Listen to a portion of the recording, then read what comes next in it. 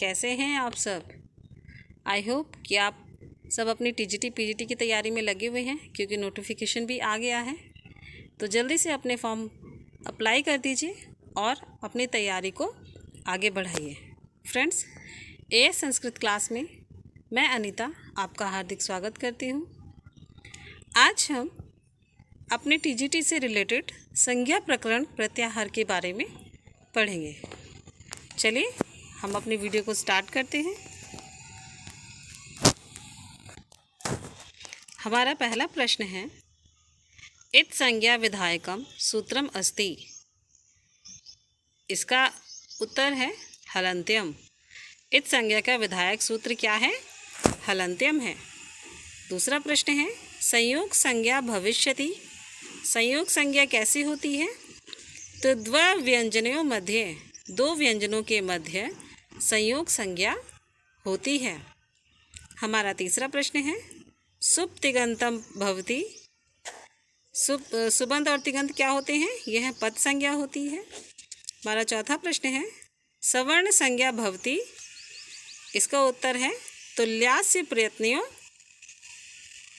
पूरा जो शब्द है यह है तुल्यास प्रयत्नों सवर्णम। अगला प्रश्न है, ई दु द्वे द्विवचनस्य शब्दस्य भवति। इसका उत्तर है प्रग्रह संज्ञा। फ्रेंड्स, वीडियो को आगे बढ़ाने से पहले मैं आपसे रिक्वेस्ट करती हूँ कि जो भी हमारे इस चैनल पर नए हैं वे हमारे इस चैनल को सब्सक्राइब कर लीजिए, बेल आइकन के बटन को दबाकर प्रेस कर दीजिए। अगर ये वीडियो आपको अच्छी लगती है तो इसे लाइक करिए और ज़्यादा से ज़्यादा शेयर करिए।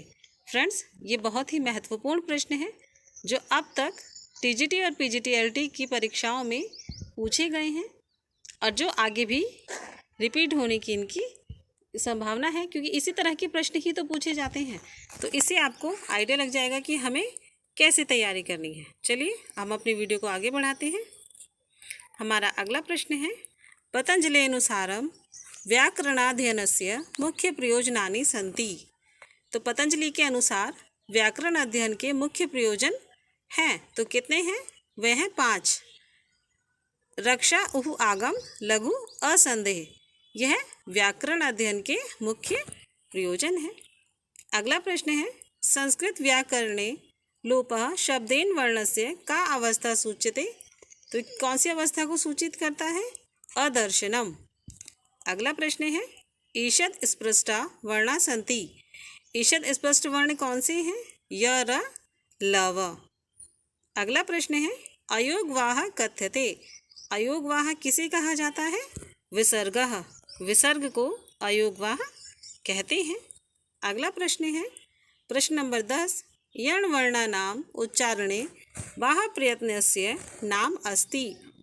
यण जो वर्ण है उनके उच्चारण के बाह्य प्रयत्न का नाम क्या है? घोष।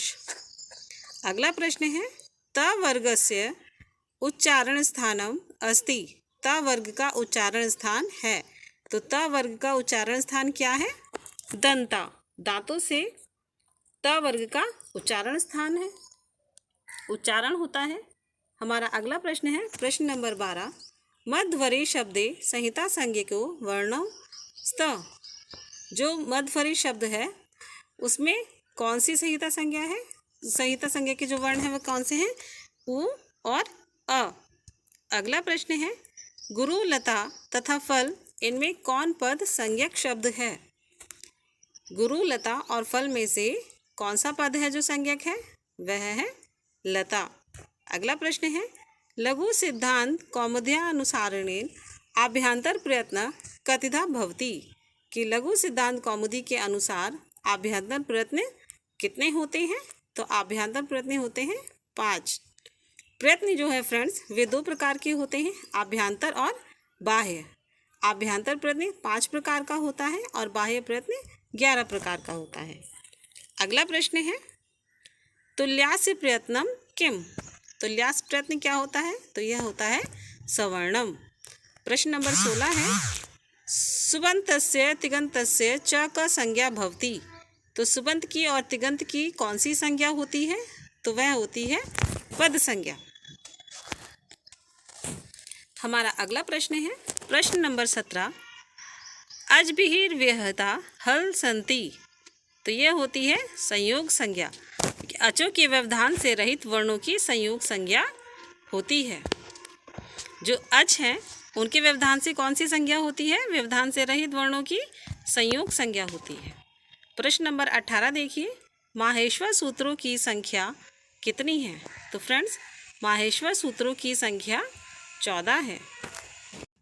हमारा अगला प्रश्न है, माहेश्वर सूत्राणाम पारंपरिक नाम अस्ति प्रशस्यतरम, तो यह है माहेश्वर सूत्र के पारंपरिक नाम है वर्णभेद। प्रश्न नंबर 20 है, स इति वर्णस्योच्चारणे का बाह्य प्रयत्न, जो स है इस वर्ण के उच्चारण में कौन सा बाह्य प्रयत्न है? वह है अघोष। अगला प्रश्न है प्रश्न नंबर 21, श इति वर्णस्य उच्चारण स्थानम अस्ति, तो श वर्ण का उच्चारण स्थान है मूर्धा।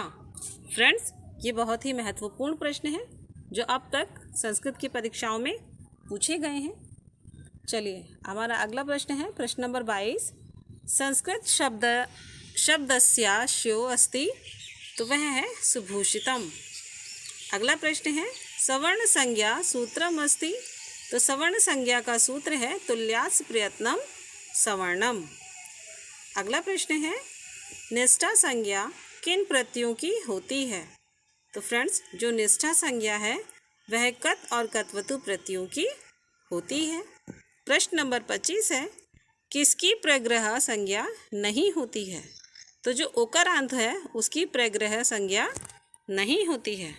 अगला प्रश्न है, लघु सिद्धांत कौमुदी केन कृता, लघु सिद्धांत कौमुदी की रचना किसने की है? तो यह की है वरदराजाचार्य ने। अगला प्रश्न है, अष्टाध्यायी केन कृता, अष्टाध्यायी की रचना किसने की है? वह की है पाणिनि ने। अगला प्रश्न है प्रश्न नंबर 28, सुबंत तिगंतो कथ्येते, तो सुबंत तिगंतों को क्या कहते हैं? पदम। प्रश्न नंबर 29 है, पर सन्निकर्ष अस्ति, पर सन्निकर्ष जो बहुत करीब होते हैं उसे क्या कहते हैं? संहिता। प्रश्न नंबर 30 है, स्पर्श वर्णा संति, स्पर्श वर्ण होते हैं, तो स्पर्श वर्ण क से लेकर मा तक सभी वर्ण स्पर्श वर्ण कहलाते हैं। और स्पर्श वर्णों की जो संख्या है वह 25 होती है। अगला प्रश्न है, ऊष्म वर्णा संति, ऊष्म वर्ण है, तो ऊष्म वर्ण है स श सह। अगला प्रश्न है, अंतःस्था वर्णा संति, अंतःस्था वर्ण कौन से होते हैं? तो फ्रेंड्स, य र ल व अंतःस्था वर्ण होते हैं और यह अर्धस्वर भी कहे जाते हैं। बहुत ही महत्वपूर्ण प्रश्न है, इन्हें मिस मत करिएगा। चलिए, हमारा अगला प्रश्न है, कादयो मावसाना संति, क से लेकर मा तक कौन से वर्ण होते हैं? तो यह होते हैं स्पर्श वर्ण। अगला प्रश्न है, संस्कृत व्याकरण में मूल स्वरों की संख्या है? तो फ्रेंड्स, संस्कृत व्याकरण में जो मूल स्वर हैं उनकी संख्या है 5 और वे स्वर हैं अ, ई, उ, री और री। यह संस्कृत व्याकरण के 5 मूल स्वर हैं। अगला प्रश्न है, संयोग संज्ञा सूत्रम अस्ति, कि संयोग संज्ञा का सूत्र क्या है? तो संयोग संज्ञा का सूत्र है हलो अनंतरा संयोगः। प्रश्न नंबर 36 है, 36, सर्वनाम स्थान संज्ञा का प्रत्यय कति, जो सर्वनाम स्थान है उसकी संज्ञा के प्रत्यय कितने हैं? तो वे हैं 5। सर्वनाम संज्ञा के प्रत्यय कितने हैं? 5। सु, औ, जस, अम और आउट, ये सर्वनाम संज्ञा प्रत्यय 5 होते हैं। अगला प्रश्न है, वृद्धि संज्ञा विधायकम सूत्रम अस्ति, वृद्धि संज्ञा विधायक सूत्र है तो वह कौन सा है? वृद्धिरादैच। हमारा अगला प्रश्न है, आदेंग इत्यस्य का संज्ञा, आदेंग की इसकी कौन सी संज्ञा है? तो इसकी संज्ञा है गुण संज्ञा। प्रश्न नंबर 39 है, आकुह विसर्जनीयानाम उच्चारण स्थानम किम, तो आ, क वर्ग, ह और विसर्ग की इनका उच्चारण स्थान कौन सा होता है? तो इनका उच्चारण स्थान होता है कंठ। अगला प्रश्न है, ईच वशानाम उच्चारण स्थानम किम, ई, च वर्ग, य और श का उच्चारण स्थान क्या होता है? तो फ्रेंड्स इनका उच्चारण स्थान होता है तालु। अगला प्रश्न है ऋटुक्षाणाम उच्चारण स्थानम किम, अर्थात री, ट वर्ग, र और श का उच्चारण स्थान क्या है? मूर्धा। प्रश्न नंबर 42 है उपध्मान्यानाम उच्चारण स्थानम किम, कि उपध्मान्य जो होते हैं उनका उच्चारण स्थान क्या होता है? तो फ्रेंड्स उनका उच्चारण स्थान होता है ओष्ठ। हमारा अगला प्रश्न है य र ल व वर्णा, कि जो य र ल व वर्ण है ये क्या कहे जाते हैं? तो ये कहे जाते हैं अंतस्थ वर्ण। प्रश्न नंबर 44 देखिए प्रत्याहारों की संख्या है। जो फ्रेंड्स माहेश्वर सूत्र हैं उन माहेश्वर सूत्रों से प्रत्याहार बनाए जाते हैं। और प्रत्याहार कितने होते हैं? प्रत्याहार होते हैं 42। कभी कभी एग्जाम में 42 नहीं आता है, 42 की जगह 43 दे दिया जाता है। अगर आपके ऑप्शन में 43 आया है 42 नहीं आया है तो आप 43 पर राइट का निशान लगाएंगे। ओके, चलिए हमारा अगला प्रश्न है प्रश्न नंबर 45 अच प्रत्याहार है। अच प्रत्याहार कौन सा है? स्वर। अच प्रत्याहार को स्वर कहा जाता है क्योंकि अच प्रत्याहार में सारे स्वर आते हैं। हल प्रत्याहार है। हल प्रत्याहार में कौन से वर्ण आते हैं? हल प्रत्याहार में व्यंजन वर्ण आते हैं। सारे व्यंजन हल प्रत्याहार में है। अल प्रत्याहार के अंतर्गत आते हैं। अब देखिए अभी हमने पढ़ा अच, शुरू के जो माहेश्वर सूत्र हैं तो उन माहेश्वर सूत्रों के जो शुरू के 4 सूत्र हैं वे अच कहे जाते हैं और उसके बाद के 10 सूत्र हल कहे जाते हैं। और अल प्रत्याहार के अंतर्गत सारे सूत्र आते हैं, पहले से लेके 14 तक सारे सूत्र आते हैं और यह अल प्रत्याहार कहलाता है। इसमें स्वर और व्यंजन दोनों आते हैं। प्रश्न नंबर 49 है, देखिए शल प्रत्याहार के अंतर्गत आते हैं। अब देखिए शल प्रत्याहार के अंतर्गत कौन से वर्ण आते हैं? तो स, श, स, ह ये शल प्रत्याहार के अंतर्गत आते हैं और ये ऊष्म वर्ण भी कहे जाते हैं। अ, ई, उ किस प्रत्याहार के अंतर्गत आते हैं? तो फ्रेंड्स अ, ई, उ जो वर्ण है यह अण प्रत्याहार के अंतर्गत आते हैं। प्रत्याहार बहुत ही मोस्ट है और प्रत्याहार माहेश्वर सूत्रों से बनते हैं। देखिए हमारे अगले प्रश्न में भी यही है कि प्रत्याहार किससे बनते हैं? तो फ्रेंड्स प्रत्याहार जो है वे माहेश्वर सूत्रों से बनते हैं। अगला प्रश्न है हल प्रत्याहार के अंतर्गत वर्णों की संख्या है। तो फ्रेंड्स हल प्रत्याहार के अंतर्गत जो वर्ण हैं उनकी संख्या कितनी है? तो उनकी संख्या है 33। अगला प्रश्न है प्रत्याहार संज्ञा विधायक सूत्र है। जो प्रत्याहार का संज्ञा विधायक सूत्र है वह कौन सा है? आदिरंत्येन संहिता। अगला प्रश्न है नासिक के वर्णों की संख्या है। जो नासिक हैं अर्थात जो नाक से बोले जाते हैं उन वर्णों की संख्या कितनी है? वे है 5। य, ण, न, अंग, व ये क्या है? नासिक के वर्ण हैं। अगला प्रश्न है माहेश्वर सूत्र में हल प्रत्याहार में किसकी 2 बार आवृत्ति हुई है? माहेश्वर सूत्र में एक वर्ण है जिसकी 2 बार आवृत्ति हुई है, वह है ह। वैसे तो ण की भी 2 बार हुई है लेकिन ण में हलंत लग जाता है तो ये है माहेश्वर सूत्र के वर्णों में गिने नहीं जाते हैं। ह जो इसका एक माहेश्वर सूत्र का जो 5वां सूत्र है ह, य, व, र, ट उसमें ह आया है और जो लास्ट वाला सूत्र है 14वां सूत्र ह, ल इसमें भी ह आया है। इसलिए ह वर्ण की आवृत्ति 2 बार हुई है। अगला प्रश्न है अच प्रत्याहार में कितने सूत्र आते हैं?